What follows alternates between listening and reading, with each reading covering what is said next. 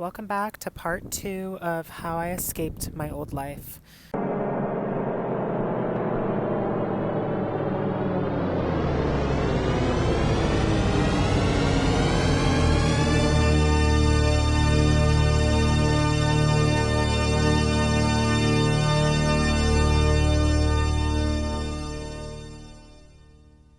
When I got to Florida, nothing really relevant happens in Florida, but I had a pretty good time. So I was flying back in from Florida to LA right at the time of Red's birthday.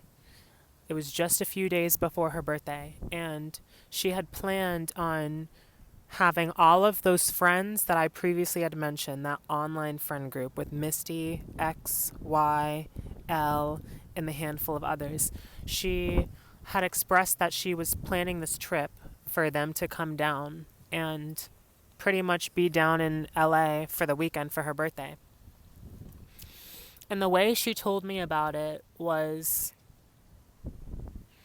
so Red and Y, they've had some issues in their friendships. They, don't get along that well. Red pretty much goes to me. She called me. She was like, I don't know why decided to invite herself, because I was supposed to have my friends come down for my birthday, and I didn't tell her about it, but apparently she knows, and she kind of invited herself. Isn't that weird? And I was like, yeah, that's weird. Oh my god. So am I invited? Because I didn't know, and that was my best friend. I didn't even know it was happening. But also she was like, instead of saying hey, I'm throwing this thing, but I think it's weird that Y is inviting herself or whatever, she's just like, yes, I'm supposed to be throwing this thing for my friends to come down, and we were gonna hang out for my birthday, and Y invited herself. It was weird. So I was like, oh yeah, yeah, am I invited? Did you want me to come? And she was like, um this was kind of going to just be a trip for me and my friends, just because I don't get to hang out with them much, but me and you could do something separate, maybe. And I was a little upset by that. I was like, wait, why wouldn't you want your best friend there? And she went back to the conversation on distance, but I just thought, when it comes to having your birthday celebrated, if you're going to celebrate it on your birthday, why wouldn't you want your best friend there for that celebration? When she talked about me and her celebrating her birthday separately, it isn't us celebrating, it's me giving her her gift, and we're either going to just go, it's just different. It's just different. But she wanted this distance so bad that she was going to intentionally not invite her friend, her best friend of 10 years, out to her birthday, but then turn around and say, I mean, you can come if you want, but well, we're going to be doing a few things, so would you be mad if I only invited you to one thing?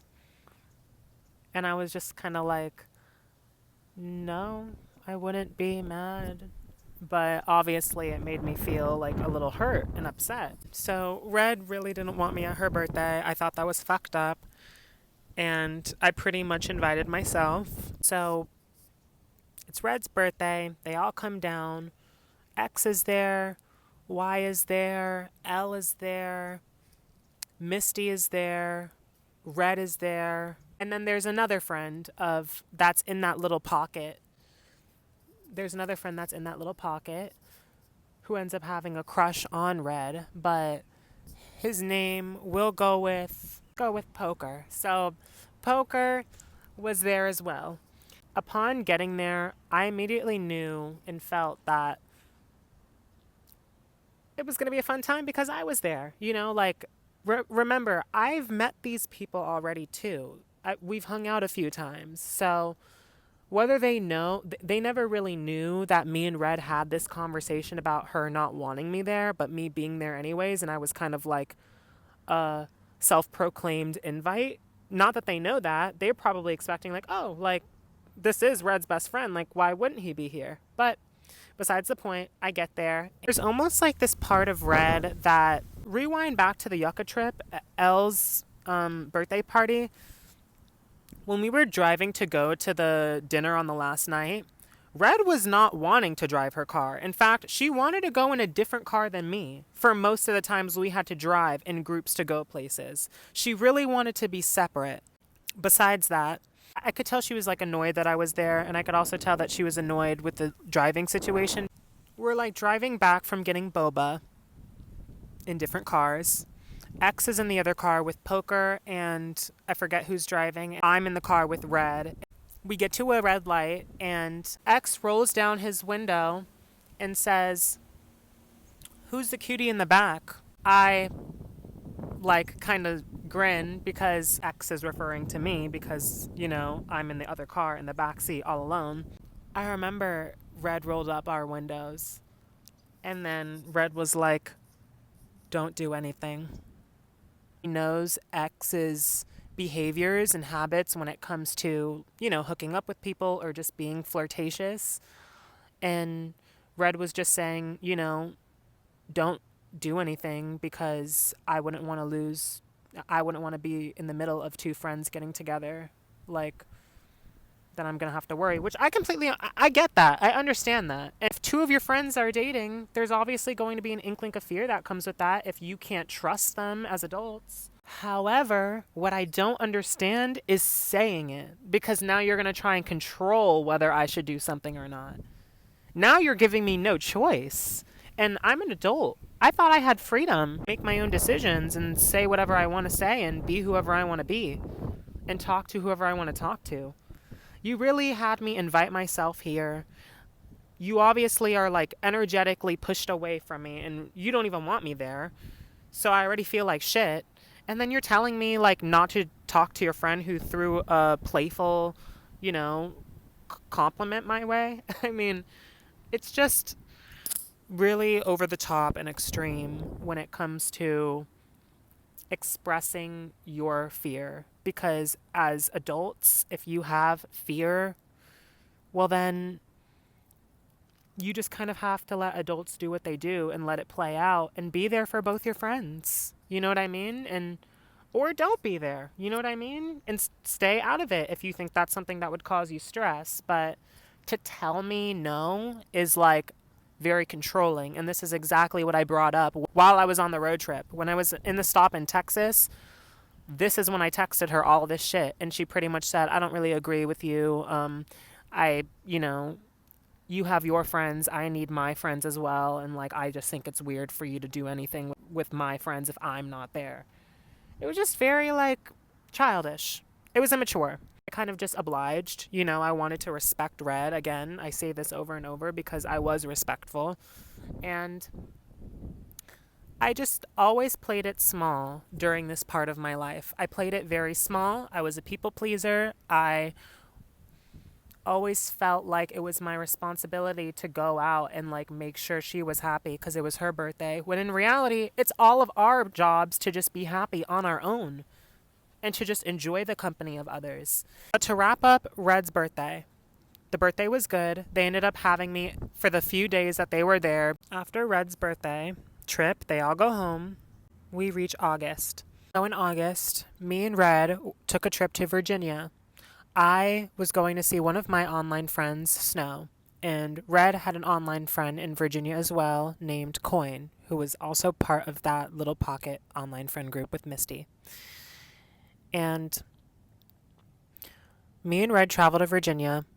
For the first night, it's just me, Snow, my friend, and Red.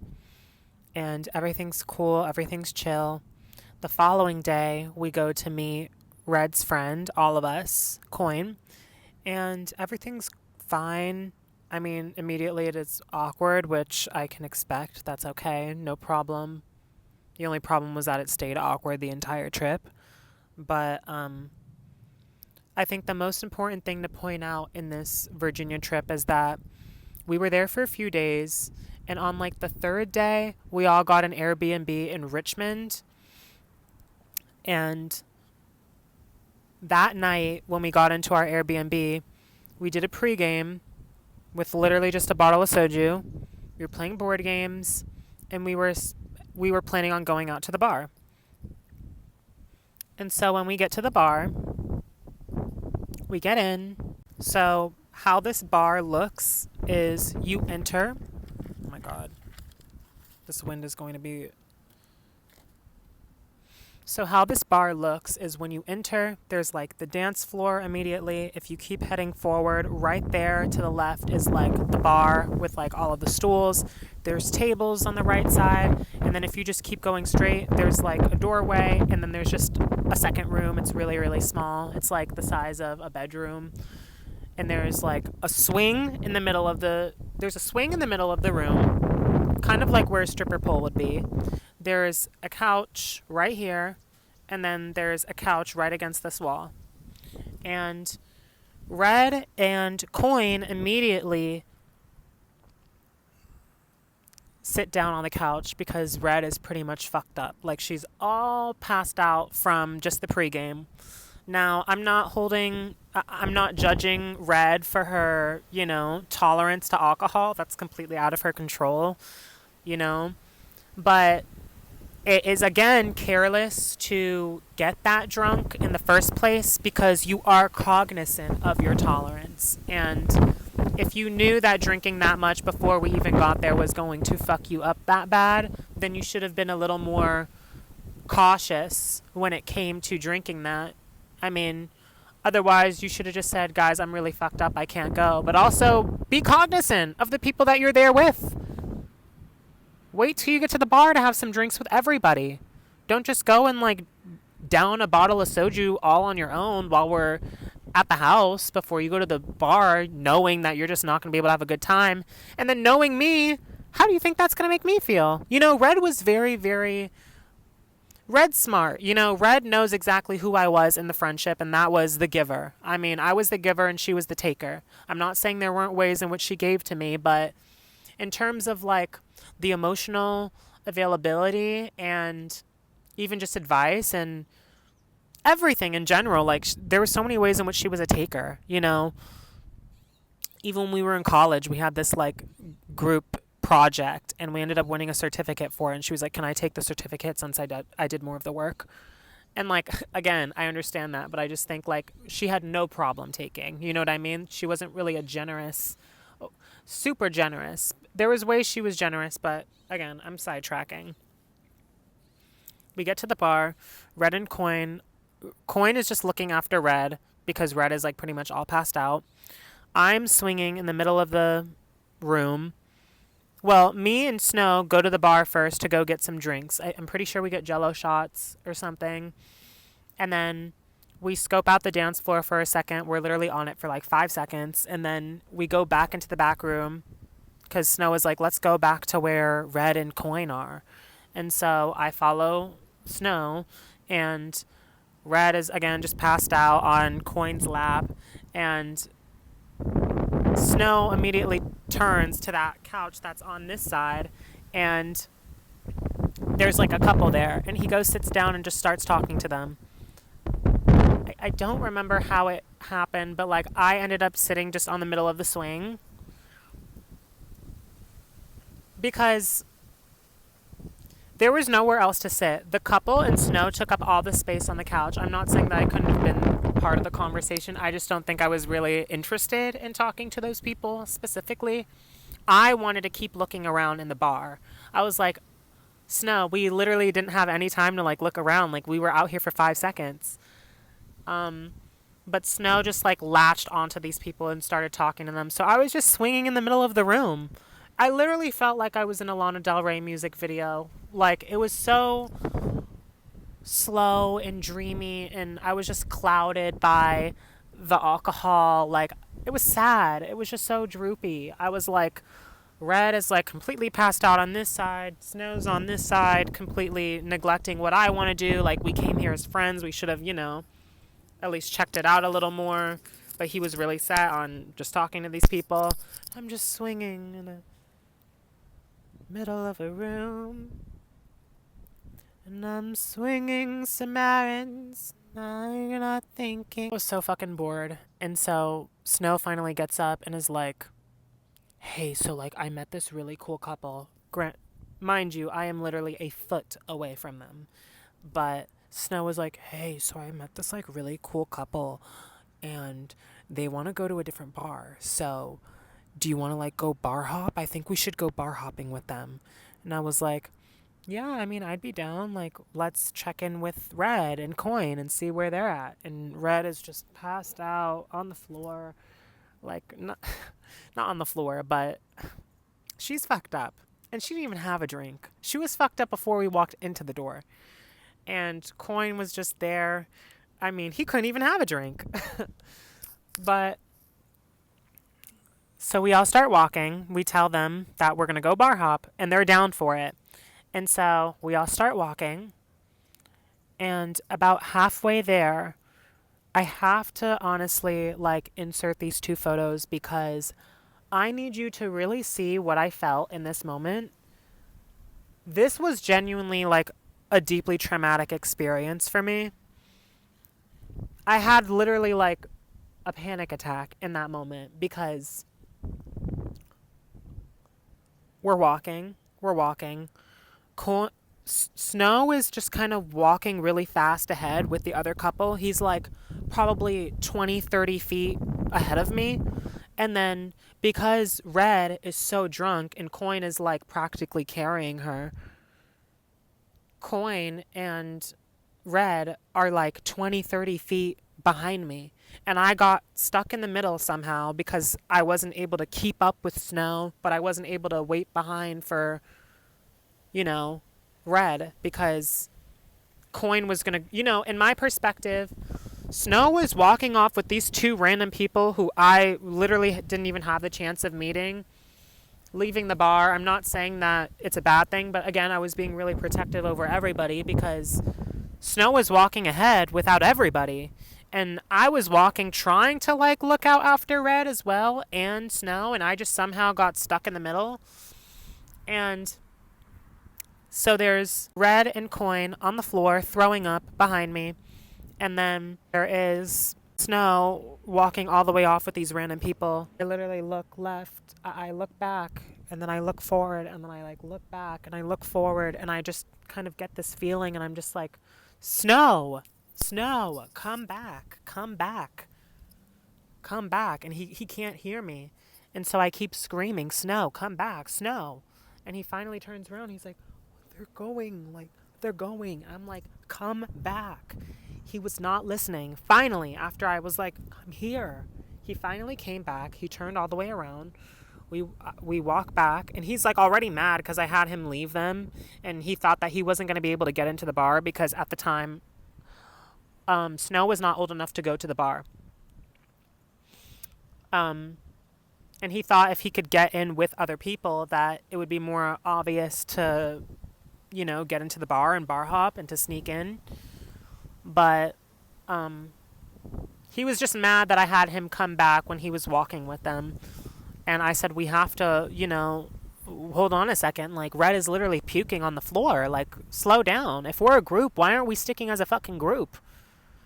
Be cognizant. If you're hanging out with a group of friends and one of the friends is on the floor throwing up, you should probably go over there and see if they're okay. Not walk off. I understand you're drunk, so I have compassion. I understand. You're not a bad person, and we all make mistakes, and,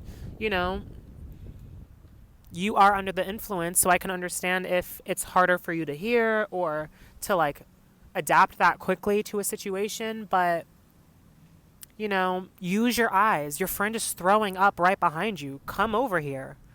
Say, hold on a minute, guys. Or, hold on, I'll catch up with you. I don't know. I didn't fly across the country for this bullshit. But we walked all the way back, and Red was pretty much like, I think I'm just going to go home. Like, you guys can go on without me. And then Coin was like, yeah, I'll make sure she gets home safe. Like, we'll probably just head back to the Airbnb. Snow was like, okay, well, they're going to go back. We can go with the couple. Like, we can go bar hop. Already at this point, I didn't even want to because Snow was so latched onto this couple that I knew that I wasn't going to go to the bar with the experience of getting out and like just going, seeing everybody, you know what I mean? And hanging out versus like leeching ourselves onto like these two people that I don't know. And because I was swinging on a swing alone for probably, I want to say like 30 minutes, I just wanted to go home too. I was already pissed and upset and I was just like over it. And so it was just not what I expected. So it was like in my head thinking like I don't even really want to go. But also when Coin said I'm just going to make sure she gets home safe, like I'm going to take her back, I immediately thought to myself, I was like, I have to be responsible here, you know? I can either split up the group, leave Red drunk with this guy, Coin, who lives all the way across the country from where we live, who this is her very first day meeting. You're drunk out of your mind and you're being taken back to, we don't live here. You know what I mean? Me and Red came here together. So immediately I was going to like have my eye out on Red. Not like as a hawk, but like when I'm with any of my friends, I'm just like observant. If like someone needs help, I'm going to go and help them. And for Red's scenario, I knew that Coin was going to take care of her and get her home. But there was a part of me that was like, I still have to do the right thing and go back home with Red.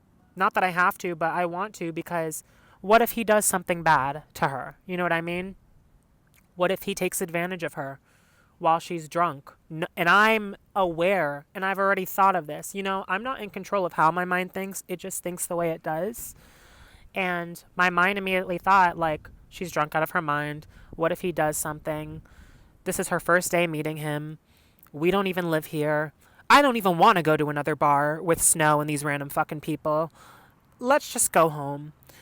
I want to make sure everybody's okay, and I just want to go home. And so I was telling this to Snow, and Snow was really upset with me. And Snow was like, no, like, we should go. They say it's fine. Like, we didn't even get to go for a while. Like, these people really want to go to another bar. Like, come on, let's bar hop. And I pulled Snow behind a pillar. I was like, Snow, like, I understand you want to go. I want to go too. And we can always go another time with or without them. But for now, like, I need you to understand something. Like, Red is drunk out of her mind. Coin and Red both have a little bit of feelings for each other. And, you know, I could just see the way that he was holding her on the couch. And I just don't know if I feel comfortable leaving her alone. You know, God forbid anything happen, I would not want to feel guilty. I would not want to feel like I thought that I could have done something and then just said, I'm not going to do it. It'll be fine. Or think to myself, you know, I just didn't want to. I was like, let's just go home. And he was really adamant on going to the bar. But I eventually like got him. I definitely persuaded him to get back on ship. And we ended up just ordering an Uber. They ordered the Uber. And so at first I told Snow, I was like, okay, so let's just wait for them for their Uber. And Snow was like, okay. When their Uber gets here, they're getting into the Uber, and I just start getting into the Uber. And Snow was like, where are you going? I was like, let's just go home. Let's just go home. I'm going. He was like, yeah, whatever, let's just go. And so we get into the back. Me and Snow are in the very back of the van. Coin and Red are in the middle, and then there's the driver in the front. We're on our way back home to the Airbnb, and I just like have my head against the window, and I have my head all the way turned facing the window to where no one can see my face, and I just start crying. I try to cry as quiet as possible because I don't want anyone to hear me. And no one notices, and I mean, I can imagine they're both super drunk and they're not observant or the most caring or generous or considerate people. But we get home and I just get out and I'm walking ahead of everybody. I'm not slowing down waiting for Red. I'm not holding up for Snow, not for Coin. Coin is literally attached to Red, which I appreciate. Like, he's making sure that she's okay, whatever. I'm done. I walk my ass up to the fucking Airbnb. I enter the code to get into the door. I open the door. I close it behind me. I don't lock it or anything. They go in. Like, they probably enter like a minute or 1 to 2 minutes after me. I make my way all the way to the back, this alleyway in the back of our house that, you know, connects to all the other houses. And It's just like a loose pebble road, and there's like a park right to the right of it. And I was just walking back and forth, and I actually called Triss while I was out here, and I just start bawling to Triss on the phone. I'm like telling her what happened and how I thought it was really inconsiderate, and it was just really, really stressful for me, and I was panicking. And Triss was like, "Oh, babe, that's so sad. I'm sorry. Oh my God, you're gonna make me cry." Comforting me, but it being fucking bullshit. Bullshit or not, I don't know. It was whatever.